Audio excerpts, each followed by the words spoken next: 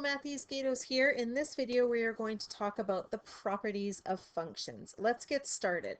To refresh your memory, a function is a special type of a relation in which each element of the domain is associated with exactly one element in the range. For every one x, there is only one y.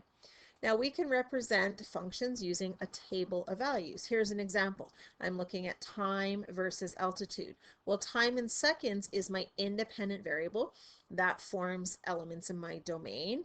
Altitude measured in meters is my dependent variable, and that is part of my range.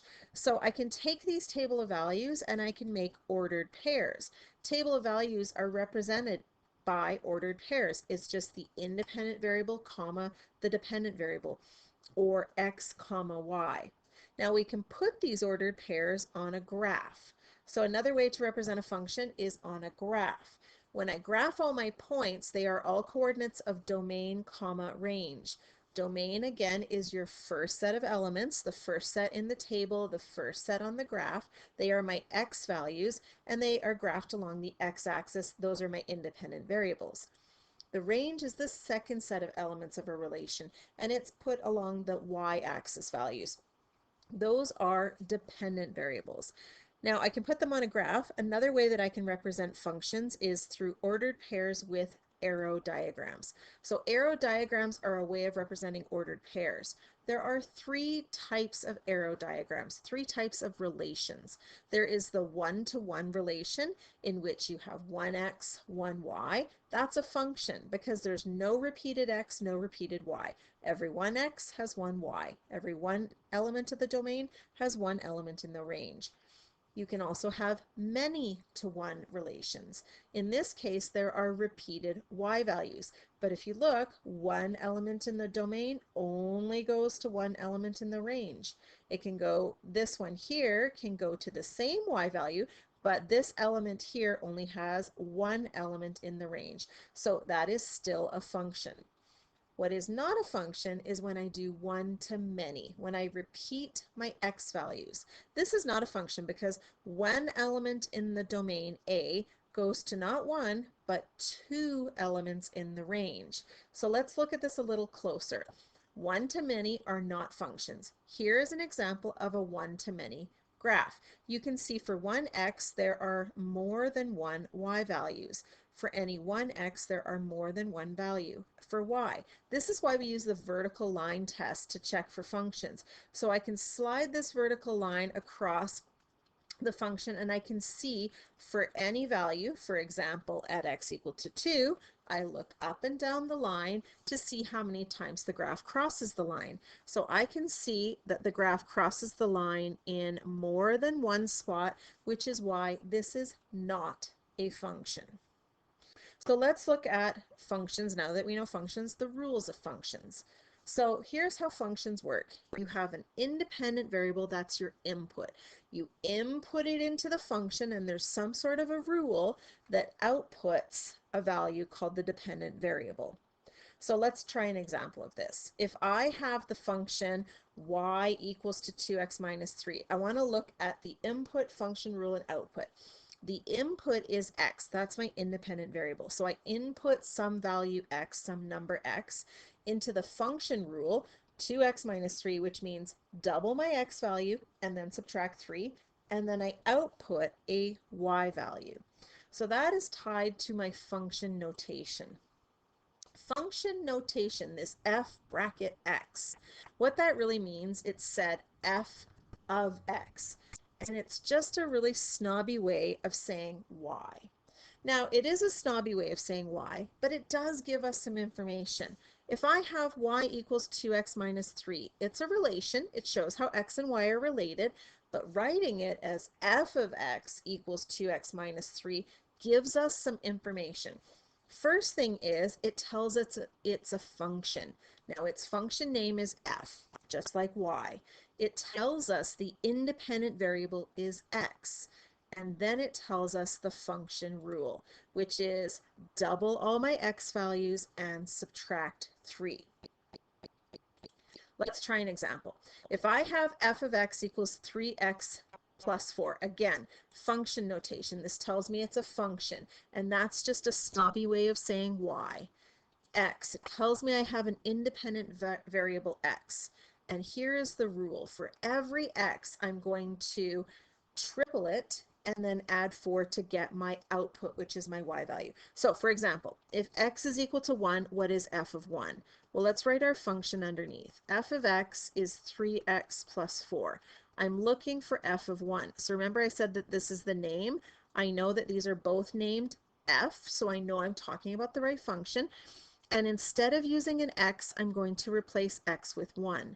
So instead of having 3 times x plus 4, I'm going to have 3 times 1 plus 4. So 3 times 1 plus 4 is 7. So that means that f of 1 is equal to 7. Now what that means is that on this function f of x, I now know one coordinate is 1, 7. Okay, let's try another one. So this is also a function because it's in function notation. The f is the function's name. Now, not all functions are named f. They could be named g, p, any letter you want. And then x is my independent variable. So here's the rule. I take all my x values and I multiply my x values by -2 and I subtract 7.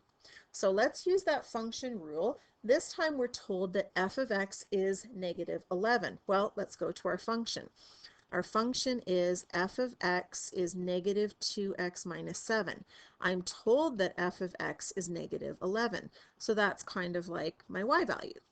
So to solve for my x value, I just have to isolate. So I will add 7 to both sides. -11 plus 7 is -4. And then to solve for x, I will just divide both sides by -2. And I get x is equal to -4 divided by -2, +2. So what that tells me is that on this function f of x, one of the points on the function is 2 and -11. Okay, let's apply this to a word problem. So in this word problem, I have C equals 10N plus 250. So that is representing the cost in dollars for a DJ to play at a concert with N people. So the first thing I want to do is write the equation in function notation.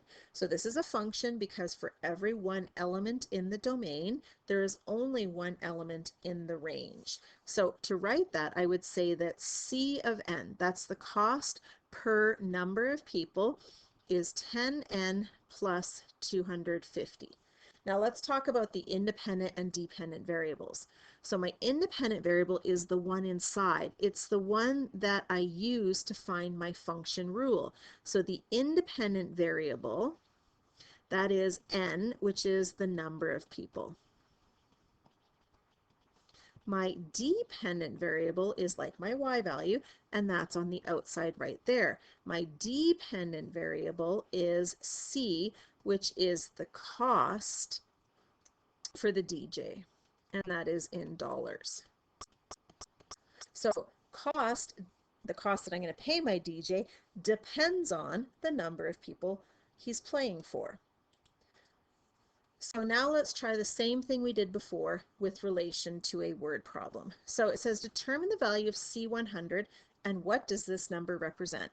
So C of 900, I see that on the inside that is my N value, which is 100. So in my equation, C of N equals 10N plus 250, I want to substitute N for 100. So I replace each of the N values with 100. So this is the cost for 100 people, and then I do 10 times 100, which is 1,000, plus 250. So that means that C of 100 is equal to 1,250. Now, what does that mean? That really means that for 100 people, the DJ cost is 1,250. Okay, let's try another one. In this one here, I want to determine the value of N when C of N equals 750. What does that number represent? So I always like to start with my equation. So C of N equals 10N plus 250. and C of n is 750. So I replace C of n with 750, and then I'm going to solve for n. So I will start by subtracting 250 from both sides. 750 take away 250 is 500. And then divide both sides by 10. And n will equal to 500 divided by 10 is 50. So I know now n is 50, and what that means is that I know the cost for 50 people, the DJ cost would be $750. So speaking of DJs, if I were a DJ, I'd be called DJ Enzyme because I'm always breaking it down. So I hope this video helped. If it did, please give it a thumbs up or hit subscribe. It will help me help more mathies just like you. I hope this video helped, and I look forward to seeing you for the next one.